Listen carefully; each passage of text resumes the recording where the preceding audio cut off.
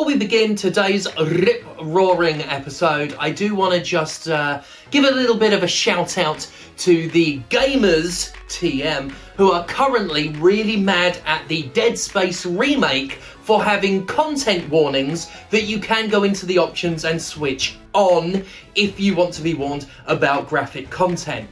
You can go into those options to turn those on. They're off by default. They're just there for someone who might want to enjoy a horror game, but not every aspect of it.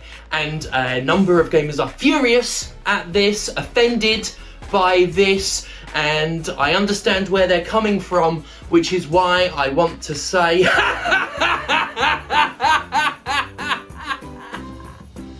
You fucking babies! Oh my god! If you are offended at the existence of content warnings, if you need a content warning for a content warning, you are every bit the spineless fucking snowflake you accuse other people of being.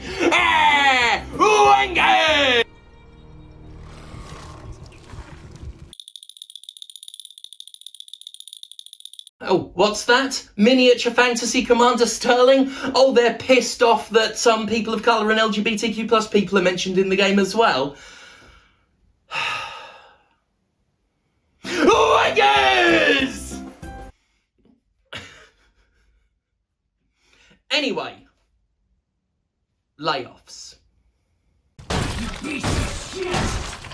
Son of a bitch! Fuck you! If you can count on corporations for one thing, it's to make worse the very fuck-ups they themselves are responsible for, as corporate interests continue to ravage what's left of a society they took charge of and promptly drove into a fucking hedge. They have undertaken another round of making things hellacious for people on an individual level as well as on the macro scale. With rising inflation, increased cost of living and massive wealth inequality, all of which can be laid at the feet of profit-motivated executive vultures, it's been decided that what we need now are massive industry-wide layoffs, depriving hundreds if not thousands of people of their livelihoods. It's exactly the kind of moronic cruelty we've come to expect as companies punish their own workforce for mistakes they made, never once considering taking an affordable hit to their own vast wealth. To boot, these layoffs are for a dumb reason. A reason that only makes sense to people whose perception of reality borders on the childishly fantastical. The tech sector is currently being gutted by layoffs across the industry, with media outlets joining in on the life-wrecking fun. Most relevant to interests here is Microsoft, of course, one of the most valuable companies in the world, with executives who earn millions of dollars in bonuses and perks alone. Microsoft has, at the time of writing, laid off a staggering, ruinous, fucking horrifying 10,000 people. Between them, Microsoft and Amazon are credited with tearing 28,000 jobs away from the people who relied on them. And I'm going to keep using that word for as long as this microphone's pop filter allows me to. People. Because too much reporting, anytime this happens, fails to use that word.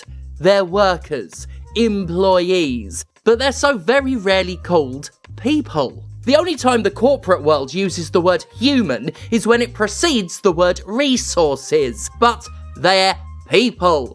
For fuck's sake, humans. Not human resources, but human beings. We've gotten far too used to the dehumanization that allows executives to upend thousands of lives without remorse, reflection, or regret. And no matter how many times they wring their hands, no matter how much they claim the decision was hard, they truly feel no guilt about this.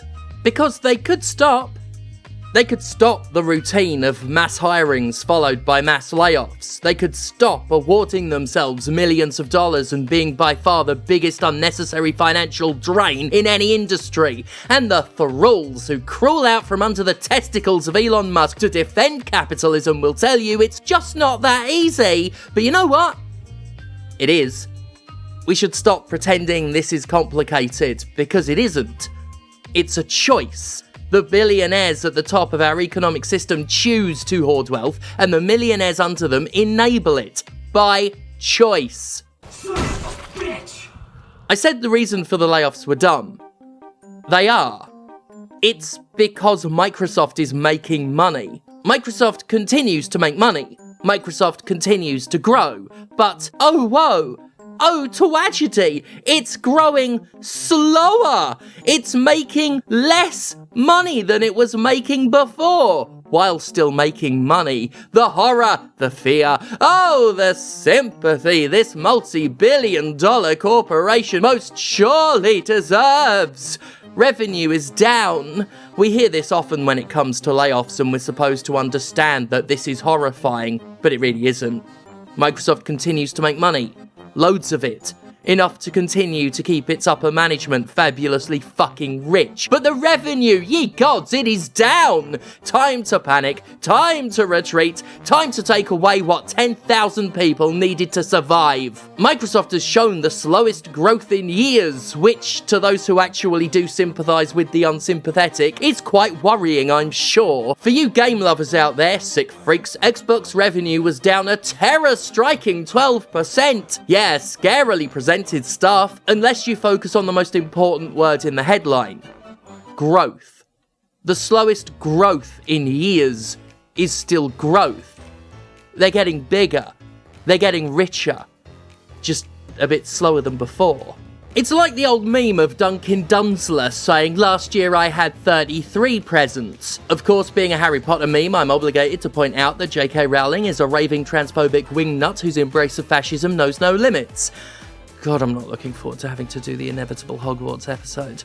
Anyway, 10,000 people have to suffer because Microsoft continues to grow at a slower pace than it's been growing. And that's fucking pathetic. We're supposed to be shocked at the direness of Microsoft's situation, but shrug at its behaviour. To be all, whoa, times are tough in the tech sector, but accept that the tens of thousands of lost jobs are just an unavoidable, inevitable consequence. But why is slower growth a problem, really?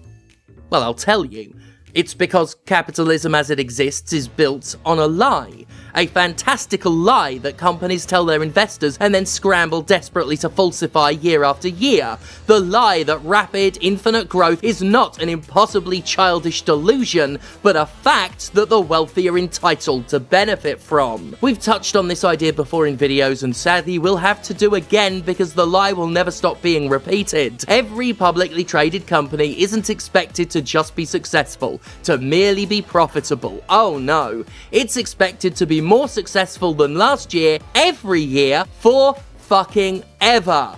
When a company isn't smashing its own expectations and posting record revenue, investors panic, the stock drops, the value goes down, and all hell breaks loose. While those on the lowest rungs of the ladder pay for it. This lie is why video game companies are terrified to take risks, why they latch onto what Ubisoft recently called mega brands, why they aggressively monetize the shit out of everything. It's why so many video games, even after selling millions of copies, are treated as disappointments that performed below expectations, because success isn't enough. Nothing is enough, unless it's rapid growth that grows rapidly forever. And what happens in a year where you're so successful you struggle to see how you could improve? You cut costs. And that's why Activision Blizzard in 2019 laid off hundreds of people despite abusive wannabe murderer and CEO Bobby Kotick boasting of the company's record revenue.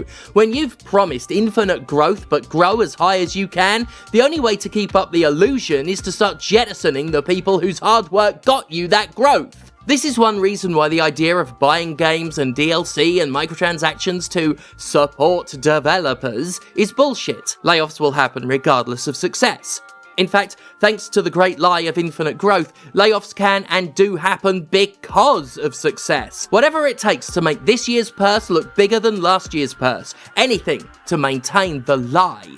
Record revenue, hundreds of layoffs. Those two things were not unrelated when Activision boasted of the former while triggering the latter. This show has a couple of catchphrases, and probably the second most famous one after my signature sign-off line is Corporations don't just want some of the money, they want all of the money. I say it a lot to explain the single-minded avaricious drive behind the game industry's bottomless barrel of unscrupulous profiteering. It's a phrase that was taught to me by an old friend who worked at Square Enix, and it was that person's response to the shamelessly greedy, money-hungry attitudes they witnessed over the years. I've made that phrase a mantra ever since, and it's been repeated online a lot as time's gone by, and corporations have done nothing but continue to prove it over and over again. All of the money, all of the time, tens of thousands of people losing their means of survival because wealthy individuals were getting wealthier slower. Now that's a fucking perfect encapsulation of the idea. But it's all normal, right?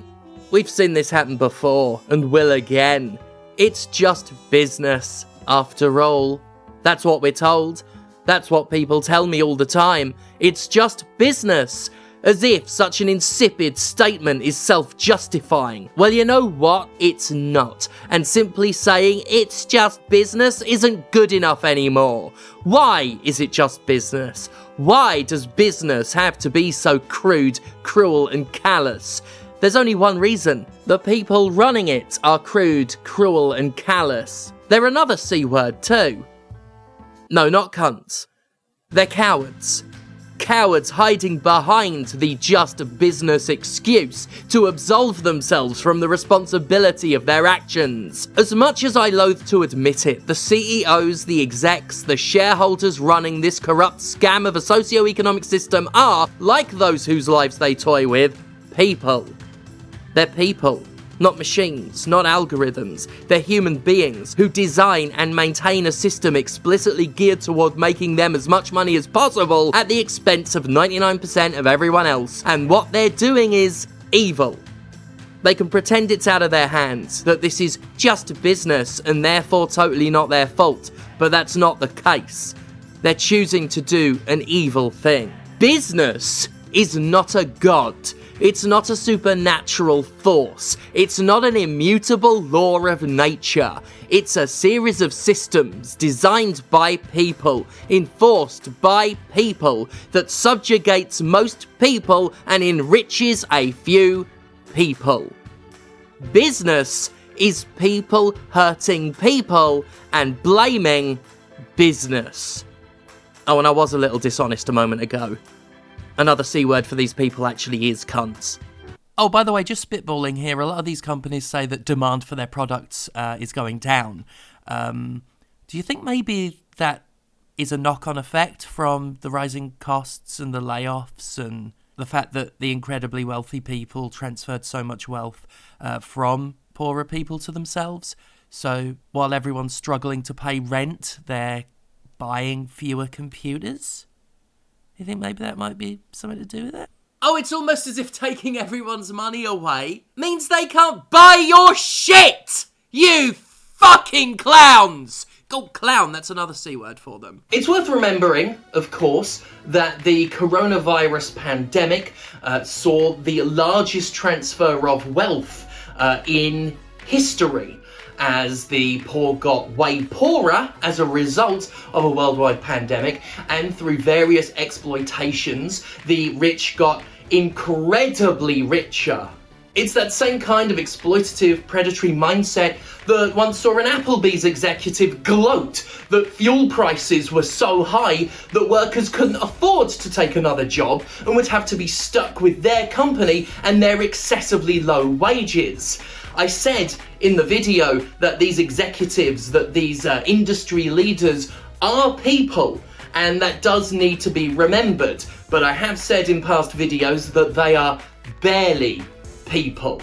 I want you all to remember, yes, that human beings are the ones at the helm of this corrupt, cynical, sickening, broken by design socio-economic system that we're all forced to engage with, but they don't think like you or me. They're fucking twisted. And it is evil. That word gets thrown around a lot, but this is evil. If you wake up with so much money, you could give every poor person in the country $1,000 that would change their lives and you wouldn't even feel it. If you could give everyone in the country $1,000 and be so rich that by the time you're done, interest has made you richer than when you started, and you choose instead to live in a world where people are dying from medical debt and dying from starvation and dying because they can't afford the energy bills that were raked up for a giggle, you're evil. You're evil. Anyway, that's this week's rant about capitalism. I found out that you can actually criticise capitalism in your critiques of the game industry, so long as you don't actually say that word, because then people realise what you're talking about and then they get mad. Maybe I should put up a content warning to let you know when I'm about to do that. Oh, but wait, that'll piss people off as well. Anyway, I'm off now. I've got to prepare for next weekend, where I will be fighting a legitimate British bodybuilding champion, a man called Shreddy. That'll be Sunday, February 5th in Manchester. I'll be at Sovereign Pro Wrestling's Heavy is the Head. It's going to be huge. We had a massive, scary massive crowd for the last Sov Pro show. This one's going to be just immense. Really looking forward to it. I will let you all know how that goes next Monday. I have a feeling it's going to be a watershed moment. It's the kind of match that I've been building up to my whole career, so it sincerely means a lot to me, this one. I think it's going to be a really special night. Shred is basically the kind of guy that I've been told my whole career that I'm not good enough to fight, so actually getting to do that is just mind-blowing. But anyway, I'm going to go now. Thank you all for watching and supporting, and thank God for me.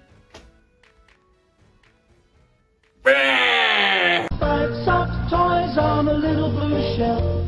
They all belong to Timothy. He chose them himself. They have a lot of fun playing everywhere. So let's get to know them, and we'll start with the bear. He's called Gumper. He likes to